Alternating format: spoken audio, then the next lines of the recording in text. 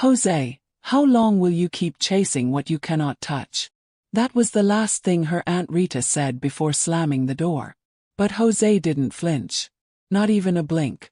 Because in her mind she was already gone, walking in high heels on clean foreign streets, wrapped in silk, no longer smelling like fried acra oil. Jose sat by the window of their old two-room flat in Benin City, staring out at the busy street.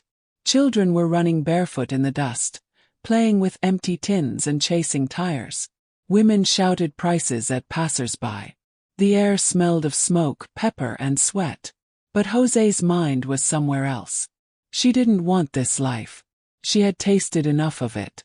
And she was tired. Jose was 24, tall, brown-skinned, and full of fire. Everyone in the neighborhood knew her for her sharp tongue and flashy dreams. While others were buying Gary and managing Pepper, Jose was scrolling Instagram, looking at soft life girls living large in Dubai and Shanghai. She didn't have parents.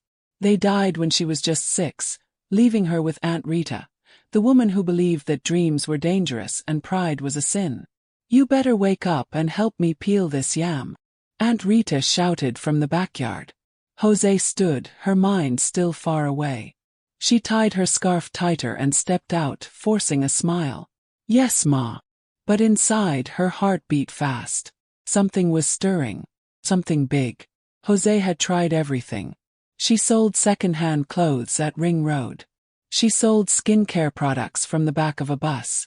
She even worked in a boutique, where she wore the same dress for 3 weeks to look like one of the big girls. But money was like smoke. It came, danced a little, and vanished. One Saturday afternoon, while returning from church, her best friend ran to her with wide eyes. "Jose, you won't believe what I just saw on Facebook." "What?" "Ifosa. That girl from secondary school. She's getting married. To a Chinese billionaire." Jose blinked. "Wait. Our Ifosa?" "Yes. And the wedding is next week. In a 5-star hotel. Look." He shoved her phone in Jose's face. Jose stared at the screen. There was Ifosa in a white pre-wedding gown, standing beside a short, smiling Chinese man in a gold agbada. Her makeup was sharp. The caption read, "Love knows no language. Invite only." Jose felt something shake in her chest. This was it. This was her sign. If Ifosa, who used to chew her biro and fail maths, could marry a billionaire, then Jose could do even more. She didn't sleep that night.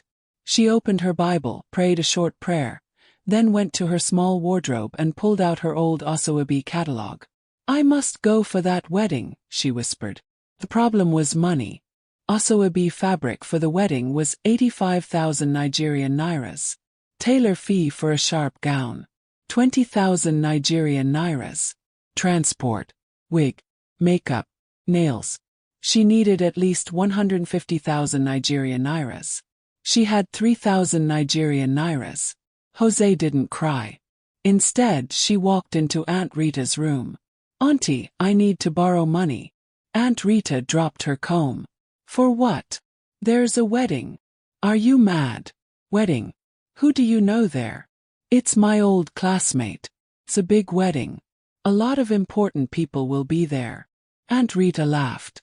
"So you want to go and snap picture with rich people while your stomach is singing?" "Jose, I thought you had sense." Jose stood tall. "Please, Ma. I'll pay back. I swear." Aunt Rita stared at her for a long time, then said, "I only have 20,000 Nigerian nairas. If you like, go and buy wig. If you spoil your life, don't call me." Jose collected the money, bowed and said, "God bless you, Ma." But that was not enough. So she called her ex-boyfriend, Collins. "Hi, Collins. Please, I need your help." Collins still had a soft spot for her. He sent 40,000 Nigerian nairas that same night. The rest, she borrowed from her church thrift group, lying that she needed it for a hospital bill. When the money came together, Jose felt rich. She bought the shiniest teal lace from the Asoebi vendor, found a celebrity tailor in New Benin, and booked an appointment at Beauty Bar Lounge for makeup and wig styling. On the day of the wedding, she looked like Instagram come alive. The hotel was glowing. Tall, glassy, and full of perfume. The kind of place where even the air had money. Jose stepped out of her Uber and adjusted her gold heels. Her gown hugged her body like silk on water. Her wig was long and curly. She wore fake diamond earrings that danced in the light. As she walked into the hall, people turned. "Who's that?"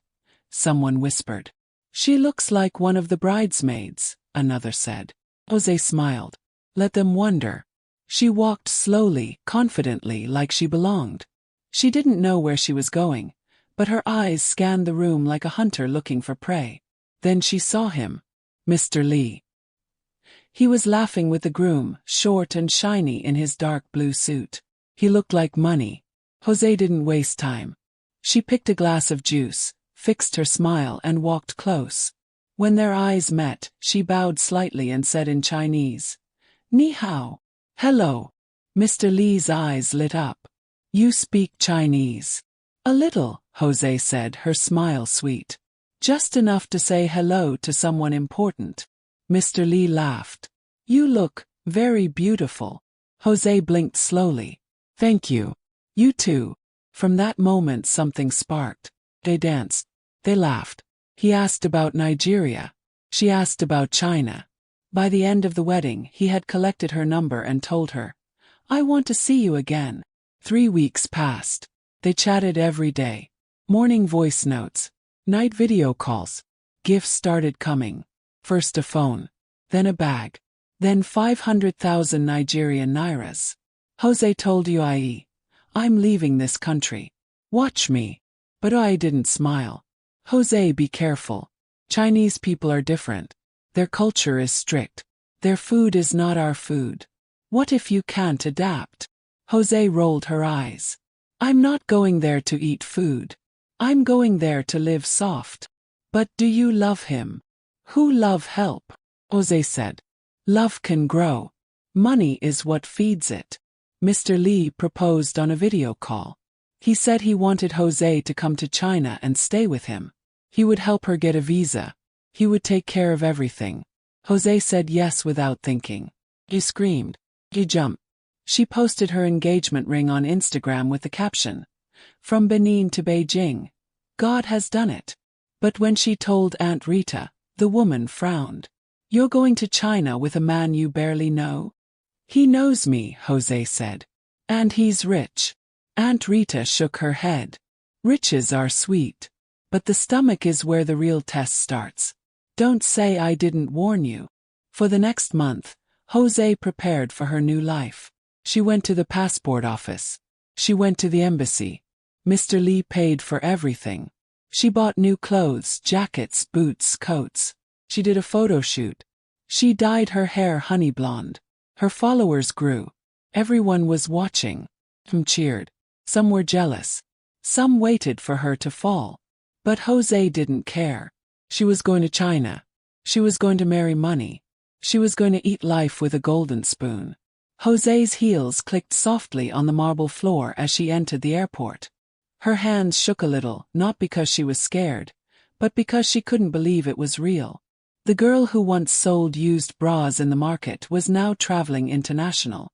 She wore a white turtleneck sweater, black jeans, and sunglasses too big for her small face. A new iPhone poked out of her handbag, and her yellow box had glittery stickers that said, "Boss Babe" and "Soft Life Loading." She looked like a girl who had already made it. But inside Jose was a storm. She was nervous, excited, scared, and proud, all at the same time. Aunt Rita didn't come to the airport. She had only said, "God protect you," before turning her back. He came though. He hugged her tight, whispering, "Please don't forget who you are." "I won't," Jose said. But her heart was already flying to China before the plane took off. The flight was long. 12 hours in the air. Jose had never even flown from Benin to Abuja, but now she was in the clouds, watching movies with Chinese subtitles and drinking orange juice from a tiny plastic cup. When she finally landed, her stomach was tight. Everything looked cold. People walked fast. The announcements were loud and sharp, filled with sounds her ears didn't understand. She stepped outside and saw him.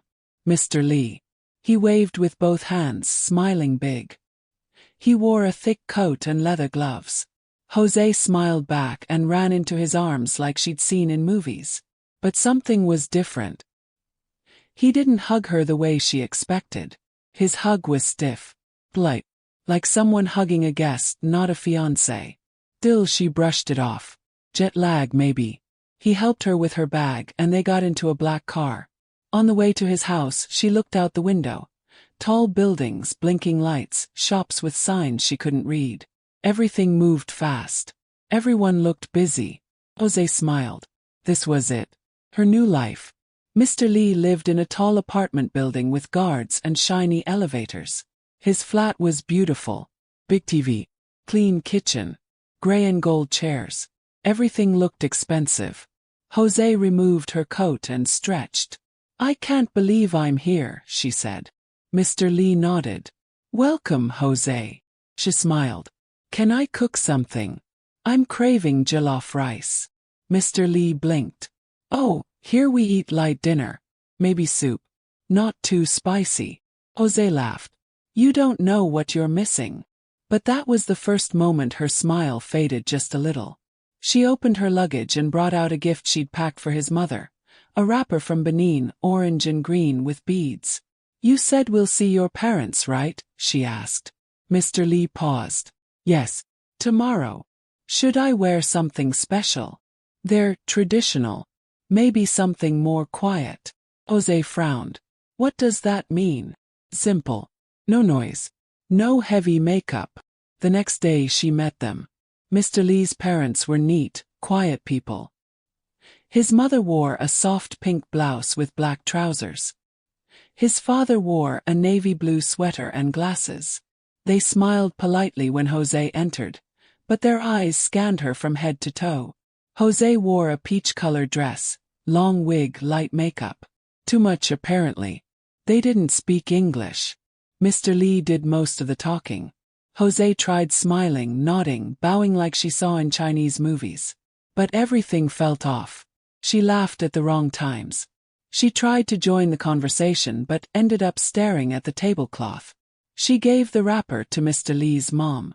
The woman touched it, smiled politely, and placed it on the couch like it was an offering she didn't know what to do with. When they left, Jose turned to Mr. Lee. "I think it went well." Mr. Lee scratched his head. "They said you're lively. That's good, right?" He didn't answer. A week passed. Jose started to notice things. Mr. Lee was busy all the time. He left early and came back tired. He didn't always pick her calls. She stayed indoors most days. The language was hard. TV was confusing. She tried to make new friends online, but even in the Nigerians in China group, the girls were cold. "Na wao," she texted Reby. "Life abroad is not what it looks like." I replied. "Be strong. You're the one that said love will grow." Jose wanted to reply, but she dropped her phone instead. That evening she decided to cook. She wanted to surprise Mr. Lee with a taste of home. She'd brought dry pepper, crayfish, Maggi, even ogbono. She went to the store, found raw chicken, and started preparing egusi soup. When Mr. Lee returned, the house smelled of palm oil and blended crayfish. He dropped his bag, sniffed the air and frowned. "What is that?" "Egusi," Jose said proudly. "I made it just for you." He walked to the pot and looked inside. "It smells strong. It tastes better than it smells. Try it." He took a spoonful and chewed slowly. 2 minutes later he ran to the bathroom. By morning they were in the hospital. Jose sat beside his bed, holding his hand. "I'm so sorry," she whispered. Mr. Lee shook his head. "It's okay. Just too spicy for me." His parents came later. His mother didn't speak to Jose. His father asked through a translator, "Is this what she plans to feed our son forever?" Jose's ears burned. That night, back in the apartment, she didn't eat. She just lay on the couch, staring at the ceiling. Was this what she fought so hard for? More days passed. Mr. Lee became more distant.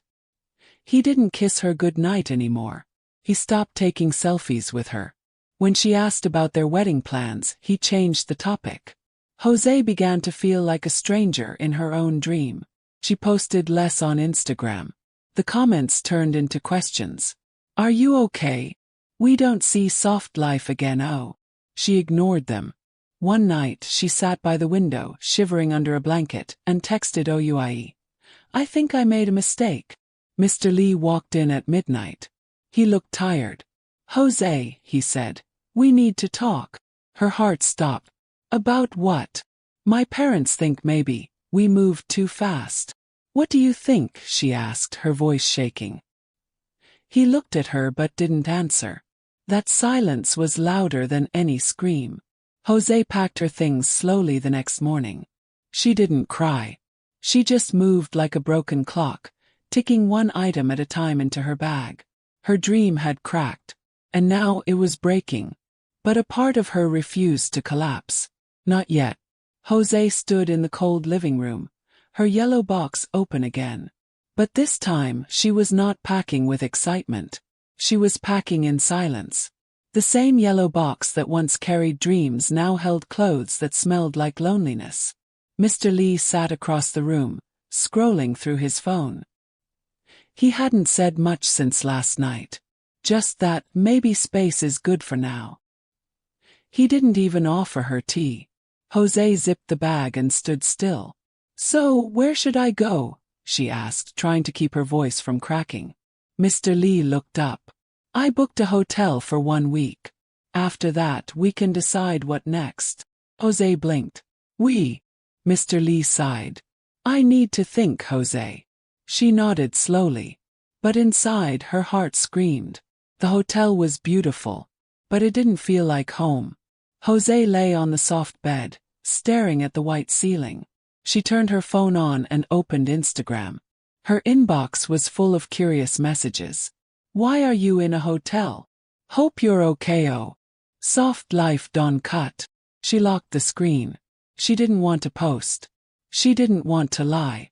She didn't even want to exist.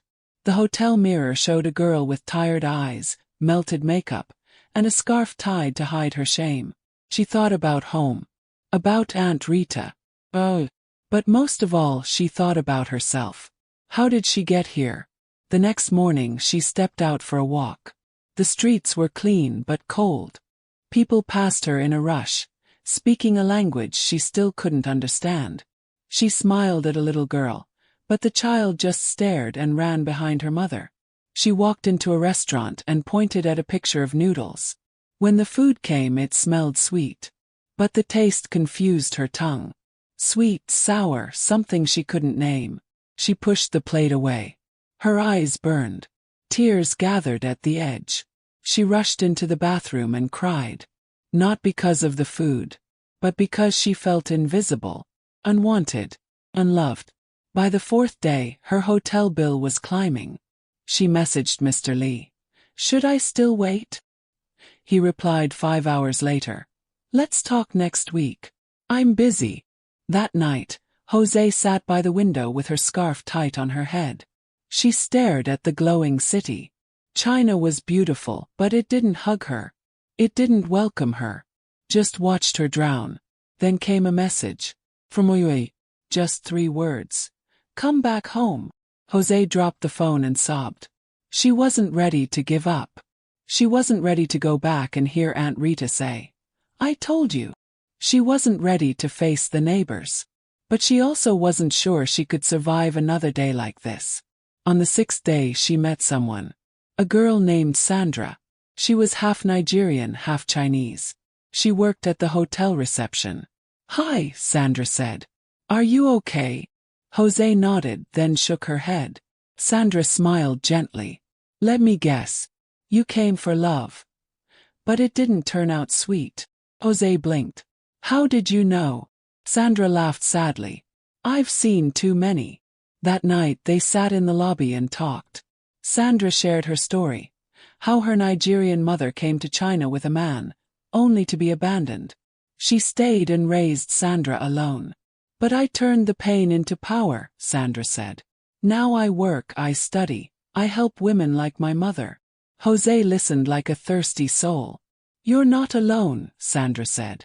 But you must decide. Will this break you, or build you? The next day, Jose woke up with a new mind. She wrote in her journal, I came here for soft life. But life is not always soft. Sometimes, it scratches you before it smoothens you. She called Mr. Lee. He didn't pick. She left a voice message. Thank you for bringing me here. Even if this isn't how we end, I've learned something deeper than love, who I am. Then she called Sandra. I want to learn Chinese. Sandra laughed. Girl, welcome to the real China. 2 weeks later, Jose moved into a small room in a local women's hostel. Sandra helped her get a cleaning job at a small African restaurant. It wasn't fancy. She washed plates. She cleaned floors. She wiped tables. But every day she learned a new word. She practiced how to say thank you, please, sorry, and I'm learning. And slowly, the customers smiled at her. Some even gave tips. At night, Jose would lie on her bunk and scroll through her old Instagram pictures. The ones where she looked like a queen. But now she looked deeper. She could see the sadness behind her own eyes. She wasn't living soft life then. She was just performing it. Pretending. Acting rich while begging for rent. Now though she had little, she was free. Her hunger was real. But so was her growth. One Sunday, she joined a small African fellowship. They sang in Yoruba, Pidgin, and English. And when they prayed, Jose cried. For the first time since arriving, she felt touched. Not by luxury, but by something deeper. 1 month passed. Then 2. Then 3. She got a better job, front desk at the African restaurant. She started speaking simple Chinese. She bought a new phone with her own money. She sent 100,000 Nigerian nairas to Aunt Rita. No words. Just transfer. Aunt Rita replied with one message. God bless your hands. Jose cried. But this time the tears were sweet. She didn't block Mr. Lee. She didn't insult him. She didn't beg either. She simply became the woman he didn't expect her to become. Not a handbag. Not a decoration. But a woman of value. And when she posted again on Instagram, the caption read, Real soft life begins when you stop pretending and start living. Not every journey starts sweet, but every pain can become power. Jose stood behind the counter at Mama Africa Kitchen, her eyes fixed on the entrance. It was lunch hour, and the restaurant buzzed with laughter, fork clinks, and the spicy scent of pepper soup. 2 jollof rice and 1 egusi, no beef, she called toward the kitchen in Mandarin. Yes, Ma, the cook responded. She grinned. Just 6 months ago she couldn't say hello without fumbling. Now her Chinese was smooth, still with an accent, but good enough to surprise every customer who underestimated her. The job wasn't glamorous, but Jose finally felt something better than glamour.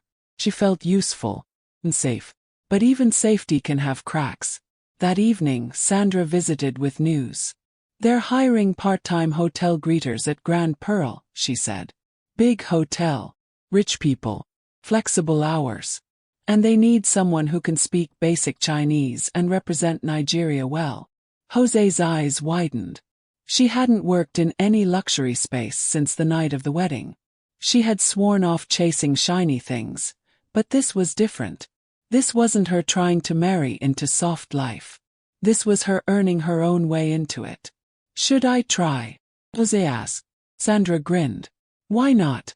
You've earned your shot. Jose applied. The manager at Grand Pearl was strict but fair.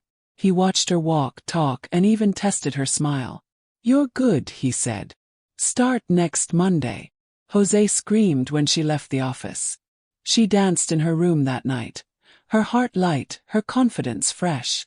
I will wear my heels with purpose, she whispered. First day at Grand Pearl. Jose wore a blue-fitted dress with gold buttons. Her name tag read Jose E. She greeted every guest with confidence. Huanying Guanglin. Welcome. People smiled at her. Some asked questions. Some gave her tips. Some even took selfies with her. She felt alive. But halfway through her shift, A voice from the past sliced through the air. Jose. She turned slowly. It was Mr. Lee. He stood there in a black suit, looking like a ghost she forgot to bury. For 2 seconds she froze. Then she forced a calm smile. Good afternoon, sir. Welcome to Grand Pearl. Mr. Lee blinked. Jose, is this where you work? Yes, sir, she replied, her voice smooth but firm. How may I help you? There was a long silence. Then he said, You've changed. She nodded. That's what time and truth do. He looked like he wanted to say more, but didn't. He simply left. After that day, he came to the hotel more often. He never stayed long. Just enough to catch a glimpse of her.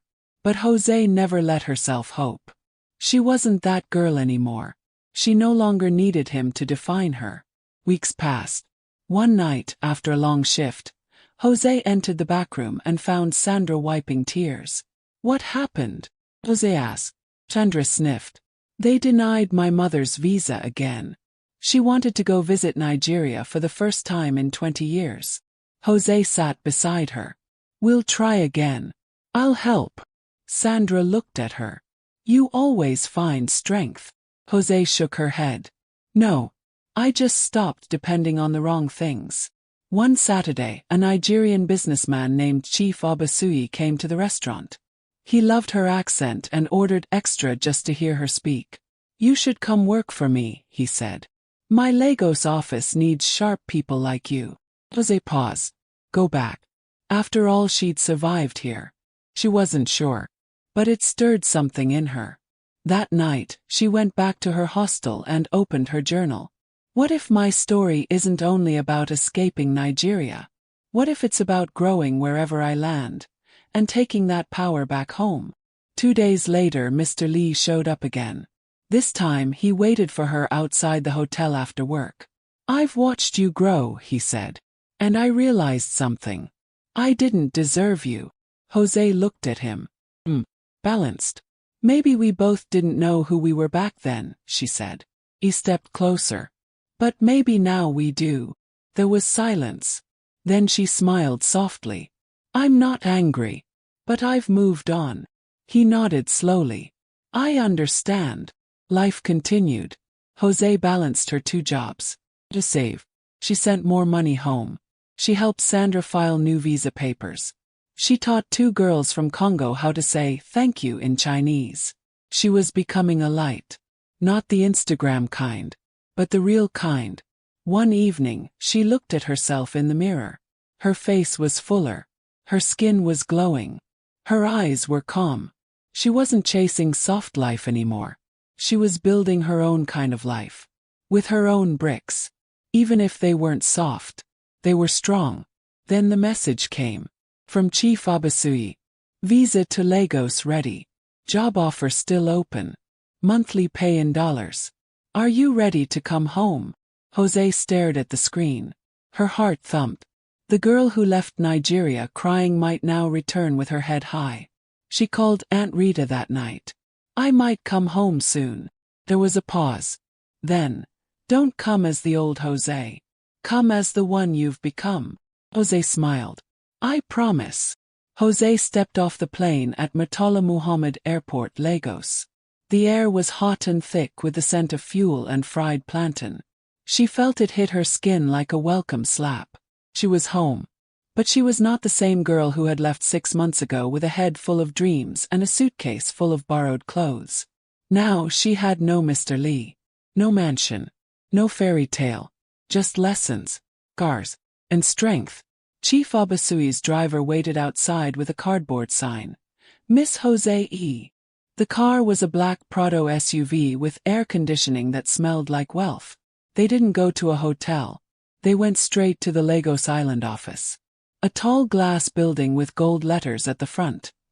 Obasui Ventures Limited. Inside, Jose sat at a polished desk. Real job. Salary in dollars. Respect earned, not begged for. By the end of the first week, Jose had adjusted. Her Mandarin skills impressed the team. And her customer service was unmatched. Even the older staff began asking her for help with tech, emails, and organizing meetings with Chinese investors. "You're special," Chief Obasuyi told her one morning. "I knew from the first moment I met you." Jose smiled. But in her heart she was careful. Praise had misled her before. On Sunday she visited Aunt Rita. The older woman stood at the door in a faded wrapper, her hands on her waist. "So you're back," she said. "Yes, Ma. You didn't crash." Jose laughed softly. "No, Ma. Did you cry?" "Yes." "Did you learn?" "Yes." Aunt Rita pulled her into a hug. It was the first time in years. That night, they ate bitter leaf soup with pounded yam. No Instagram, no filters, just family, heat and healing. But something kept pulling Jose at night. Feeling. A whisper. Like her story wasn't over yet. One afternoon, while clearing her drawer at work, she found an envelope tucked into a file labeled International Projects. It was from a recent trip the company had done in Beijing, just weeks before she arrived in Nigeria. Inside the envelope was a photo. Her heart stopped. It was Sandra, standing next to a man in a sharp navy suit. "Chief Obasuyi." Jose sat down slowly. She turned the photo over. Written in blue ink. "Negotiation Team, Pearl River Estate Project." Her fingers trembled. Sandra never mentioned this. Not once. And neither did Chief Obasuyi. Jose's thoughts began to spin. What kind of deal had they done? Why was Sandra with him? And why did the same man who offered her a lifeline now seem to have secrets stitched under his smile? Later that evening she messaged Sandra. "Hey, were you in Beijing for business?" No reply. 2 blue ticks. No reply. Not even after 12 hours. That night Jose couldn't sleep. She woke up with a cold feeling in her chest.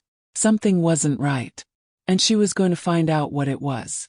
She returned to the office early the next morning. She asked one of the junior staff to pull out files from the Pearl River Estate project. The girl frowned. "But that file is sealed. Even we don't touch it."